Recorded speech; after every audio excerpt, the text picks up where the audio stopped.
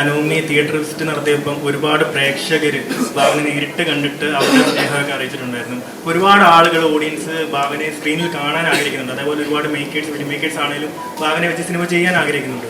അപ്പോൾ അവർ ഈ ഒരു നേരത്തെ പറഞ്ഞ പോലെ ഒരു കംബാക്കിന് ശേഷമുള്ള ഭാവനെ എത്തരത്തിലുള്ള കഥാപാത്രങ്ങളായിട്ടാണ് സമീപിക്കേണ്ടത്? ഭാവന അല്ലെങ്കിൽ എത്തരത്തിലുള്ള കഥാപാത്രങ്ങൾ ചെയ്യാനായിരിക്കും കൂടുതൽ താല്പര്യപ്പെടുന്നത്?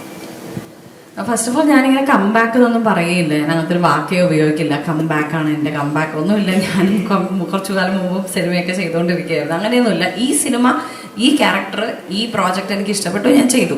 പക്ഷെ ഈ സിനിമ ഇനി വന്നത് കൊണ്ട് ഞാനിനി അടുത്ത മാസം തന്നെ അടുത്ത സിനിമ ചെയ്യും, അതിൻ്റെ അടുത്ത മാസം എനിക്ക് റിലീസ് അടുത്തുണ്ടാവുമെന്നൊന്നും ഞാൻ പറയില്ല.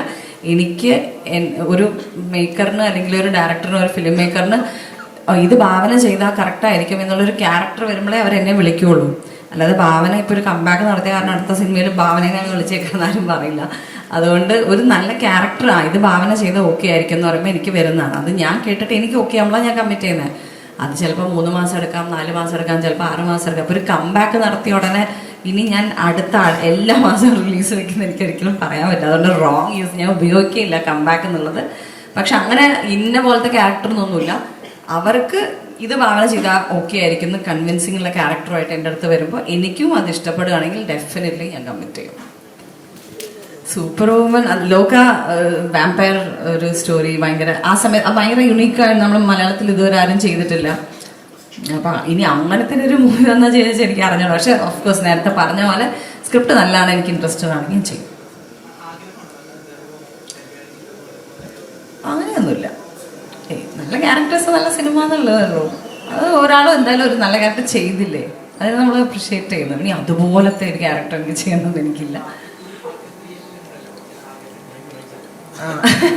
ഇല്ല, അത് അവർക്ക് അങ്ങനെ ഒരു ക്യാരക്ടർ ഉണ്ടെങ്കിൽ അവർക്ക് തോന്നുകയാണെങ്കിൽ വിളിക്കട്ടെ.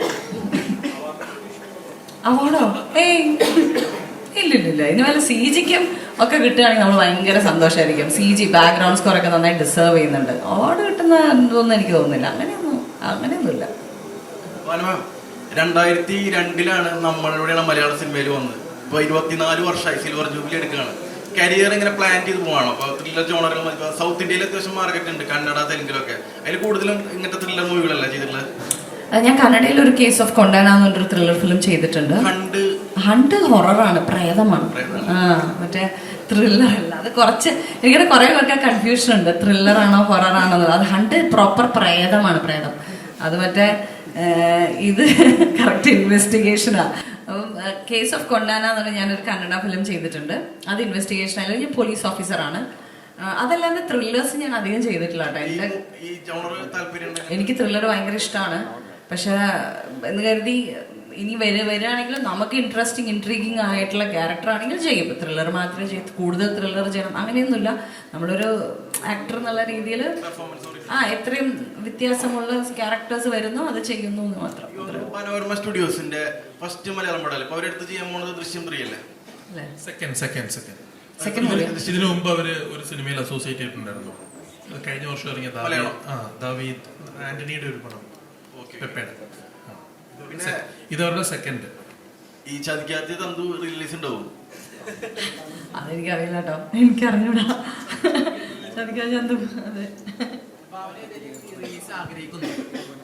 ഞാൻ ചുരുക്കി പറഞ്ഞത് എല്ലാ പടങ്ങളും റീ റിലീസ് ആയി. കാരണം എന്താണെന്ന് വെച്ചിട്ടുണ്ടെങ്കിൽ ചോട്ടാ മുമ്പേ റീ റിലീസ് ആയപ്പോൾ ഇപ്പൊ വന്ന ജനറേഷൻ ആൾക്കാർക്ക്, ചെറിയ കുട്ടികളൊക്കെ എൻ്റെ അടുത്ത് എന്താ പറയുക, ചേച്ചിയുടെ പുതിയ സിനിമ കണ്ടു കേട്ടോ എന്ന്. അപ്പൊ അതെനിക്ക് ഭയങ്കര ഇഷ്ടപ്പെട്ടു. അപ്പൊ ഞാൻ ഓക്കെ. അപ്പൊ അതുപോലെ ഇന്ന പടം ഒന്നുമില്ല വരുന്ന. ഇപ്പൊ ഉദയനാണ് തന്നെ റീ റിലീസ് ചെയ്യാൻ പോവല്ലേ. അത് എന്റെ പടം എന്നൊന്നും പറയാൻ പറ്റില്ല. എങ്കിലും നല്ല നല്ല സിനിമകളൊക്കെ നല്ലല്ലേ. ചുമ്മാ പിന്നെയും തിയേറ്ററിൽ പോയി കാണാന്നുള്ള ഒരു എക്സ്പീരിയൻസ്. ഈ ബോധപൂർവ്വമുള്ള തീരുമാനമാണോ സീരിയസ് കഥാപാത്രങ്ങൾ പിടിക്കാന്നുള്ളത്? അല്ലല്ല, എനിക്ക് ഇങ്ങനത്തെ ഒരു കാരണം ഇവരെന്നെ വിളിച്ചപ്പോൾ തന്നെ ഞാൻ ഭയങ്കര എക്സൈറ്റഡ് ആയിരുന്നു. കാരണം എന്നെ എല്ലാവരും വിളിക്കുന്ന ഭയങ്കര ഒരു ബബ്ലി ആയിട്ടുള്ള ക്യാരക്ടർ, കുറച്ച് കുറുമ്പൊക്കെ ഉണ്ട്, ടോക്കറ്റീവാണ്, ഇങ്ങനെയാണ് എപ്പോഴും ഒരാൾ വന്ന് പറയുമ്പോൾ തുടങ്ങുക. അപ്പോൾ ഇവർ വന്നിട്ട് ഇങ്ങനത്തെ ഒരു സംഭവം പറഞ്ഞപ്പോൾ തന്നെ ഞാൻ കുറച്ച് എക്സൈറ്റഡ് ആയിരുന്നു. ഞാൻ കുറച്ച് ഭയങ്കര സന്തോഷം തോന്നി എനിക്ക്. കാരണം നമുക്കും വേറെ വേറെ വേറെ രീതിയിലുള്ളത് ക്യാരക്ടേഴ്സ് ചെയ്യണം എന്നൊരാഗ്രഹം ഉണ്ടാവുമല്ലോ. അപ്പം അങ്ങനെ ബോധപൂർവ്വമുള്ള തീരുമാനമൊന്നുമല്ല.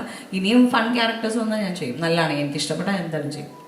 അതേപോലെ ഇപ്പം റിലീസ് ആകുമ്പോഴാണ്. അപ്പം ഇപ്പോൾ സോഷ്യൽ മീഡിയയിൽ ഫേസ്ബുക്ക് എടുത്ത് നോക്കി ഞാൻ നിങ്ങൾ തമ്മിലുള്ള ശ്രീനിവാസ സാറുമായിട്ടുള്ള സീനാണ് ഫസ്റ്റ് ഏറ്റവും കൂടുതൽ മൊമെന്റിലെ ഏറ്റവും കൂടുതൽ യൂസ് ഒക്കെ കിട്ടിയിട്ടുള്ള ചർച്ച ട്രോളിലൊക്കെ വന്നിട്ടുള്ള ഒരു വിഷ്വലായിരുന്നു അത്.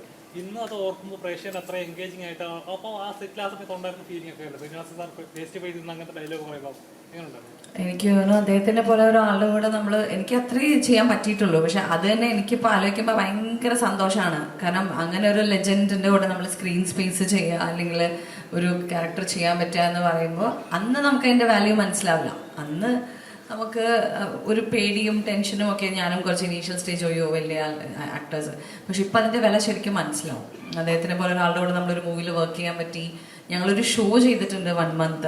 അപ്പോൾ അതൊരു ഭയങ്കര ഒരു മെമ്മറിയാണ് ശരിക്കും. അപ്പോൾ പ്രൊഡക്ഷൻ്റെ ഭാഗം കൂടിയാണ് ഇപ്പം നമുക്ക് നമ്മുടെ പ്രൊഡക്ഷനിൽ നിന്ന് വരുന്ന ഔട്ടുകൾ ഇതേപോലെ ഔട്ടുകളായിരിക്കണം, അല്ലെങ്കിൽ എൻ്റെ സിനിമകൾ ഇതേപോലത്തെ സിനിമകളായിരിക്കണം എന്നൊരു മൈൻഡ് സെറ്റ് ഉണ്ടാവും.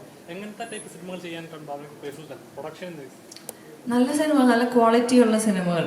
നല്ല ക്വാളിറ്റിയുള്ള സിനിമകൾക്ക് ആരും കണ്ടിട്ട് ഇതെന്ത് പടാന്ന് ചോദിക്കാത്ത, ഇപ്പോൾ നിങ്ങൾക്ക് തന്നെ അറിയാം ഇപ്പോഴത്തെ ഒരു പടത്തിന്റെ ഒരു റിവ്യൂ എന്ന് പറയുന്നത് പുറത്ത് വരുമ്പോൾ 1 വേർഡിൽ നമുക്ക് കിട്ടും. മോശമാണെങ്കിൽ വളരെ മോശം എന്ന് തന്നെ ആൾക്കാർ പറയും. നമ്മുടെ ഈ പടത്തിലിപ്പോൾ അനോമിയിൽ ഏറ്റവും കൂടുതൽ ആൾക്കാർ സംസാരിക്കുന്നതും ഒരു ക്വാളിറ്റി എന്നുള്ളൊരു വാക്ക് ഉപയോഗിക്കുന്നുണ്ട്. അത് ഇറ്റ്സ് നോട്ട് ഈസി. അത് നമ്മുടെ ഓഡിയൻസിൻ്റെ അവിടെ നിന്ന് വരാൻ ഇത്തിരി ബുദ്ധിമുട്ടാണ് ആ വാക്ക്. നല്ല ക്വാളിറ്റിയുള്ള സിനിമയാണ് അല്ലെങ്കിൽ ഒരു വേറെ ലെവൽ മേക്കിംഗ് ആണ് എന്നൊക്കെ വരുന്നത് അത് വെറുതെ അങ്ങ് വരില്ല. തീർച്ചയായിട്ടും അവരത് അങ്ങനെ ഫീൽ ചെയ്തിട്ട് വരുന്നതാണ്. അത് അങ്ങനത്തെ ഒരു സാധനം കീപ്പ് ചെയ്യണം എന്നുണ്ട്. അല്ലാതെ എന്തൊക്കെയൊക്കെ ചെയ്തിട്ട് വെച്ചിട്ട് അല്ലാതെ അതാണ് ആ ഒരു അങ്ങനെ ഒരു എഴുതി വരുന്ന അല്ലെങ്കിൽ ആളുടെ പുറത്ത് വരുന്ന ആൾക്കാരുടെ ഞങ്ങളെ ഞെട്ടിച്ചോട്ടാ അല്ലെങ്കിൽ ഭയങ്കര ക്വാളിറ്റി ഉണ്ട് എന്ന് പറയുന്നത്. ഒരു 100 സിനിമ ഒരു 2 മാസം കൂടുമ്പോൾ ഒരു 100 സിനിമ OTT-ലും അവിടെ ഇവിടെയൊക്കെ കാണുന്ന ഒരു പ്രേക്ഷകന്റെ വായിന്നാണ് ഈ വരുന്നത്. അപ്പൊ അതൊരു വലിയ കാര്യമാണ്. അപ്പൊ അതൊന്ന് കീപ്പ് ചെയ്യണം എന്നുണ്ട്. അതേപോലെ ഇപ്പോൾ സോഷ്യൽ മീഡിയ വളരെ ആക്റ്റീവായിട്ടൊരു ജനറേഷനാണ് നമ്മൾ ജീവിക്കുന്നത്. അപ്പം സിനിമ എന്ന് പറയുന്ന വേടമോഹത്തിലാണ് അത് വിജയിക്കേണ്ടതെന്ന് വിശ്വസിക്കുന്ന ഒരാളാണ് ഞാൻ. അപ്പം ഈ സോഷ്യൽ മീഡിയയിലൂടെ തന്നെ ഒരുപാട് സിനിമകൾ വിജയിച്ചിട്ടുണ്ട്. ഇന്ന് ഒരുപാട് സിനിമകൾ റിവ്യൂ ബോംബ് ചെയ്ത് അല്ലെങ്കിൽ അത് നെഗറ്റീവ് പബ്ലിസിറ്റി ചെയ്ത് നശിപ്പിക്കാൻ ശ്രമിച്ചിട്ടുണ്ട്. പക്ഷേ ഒരു നോർമൽ ഓഡിയൻസ്, ഒരു മിഡിൽ ക്ലാസ് ഓഡിയൻസിനെ സംബന്ധിച്ച് ഒരു 150 രൂപ 150 രൂപ കൊടുത്ത് കാണുന്ന ഓഡിയൻസ് ഫസ്റ്റിലി നോക്കുന്ന റിവ്യൂസ് അല്ലെങ്കിൽ സോഷ്യൽ മീഡിയയിലുള്ള ഇതൊക്കെയാണ് നോക്കുന്നത്. ഞാൻ ഈ സിനിമ എന്തുകൊണ്ട് കാണണം, കണ്ടാൽ സമയം പോകുമോ, വെറുത്താണോ എന്ന്. അപ്പോൾ ഇങ്ങനൊരു സിസ്റ്റം ഉള്ളപ്പോൾ സിനിമയെ അത് നെഗറ്റീവായിട്ട് ബാധിക്കുമെന്ന് തോന്നുന്നുണ്ടോ? എനിക്ക് തോന്നുന്ന ഓഫ്കോഴ്സ് നെഗറ്റീവ് പോസിറ്റീവ് റിവ്യൂസ് ഒക്കെ നോക്കിയിട്ടായിരിക്കാം ഒരു നോർമൽ ഒരു ഓഡിയൻസ് തിയേറ്ററിലേക്ക് പോകുന്നത്. പക്ഷെ ഒരു 90% പോസിറ്റീവായിട്ട് വന്ന് നിൽക്കുമ്പോൾ എനിക്ക് തോന്നില്ല ഒരു കുറച്ച് 1-2 നെഗറ്റീവ് കണ്ട് അവർ ഇൻഫ്ലുവൻസ് ആവുമെന്ന് എനിക്ക് തോന്നില്ല. കാരണം അതുകൊണ്ടുകൂടി നമ്മളൊരു ടീസറും ഒരു ട്രെയിലറും അല്ലെങ്കിൽ ഒരു 2 സോങ്ങും ഒക്കെ ഇട്ട് കൊടുക്കുന്നത് ആ ഒരു ക്വാളിറ്റി മനസ്സിലാക്കാനാണ്.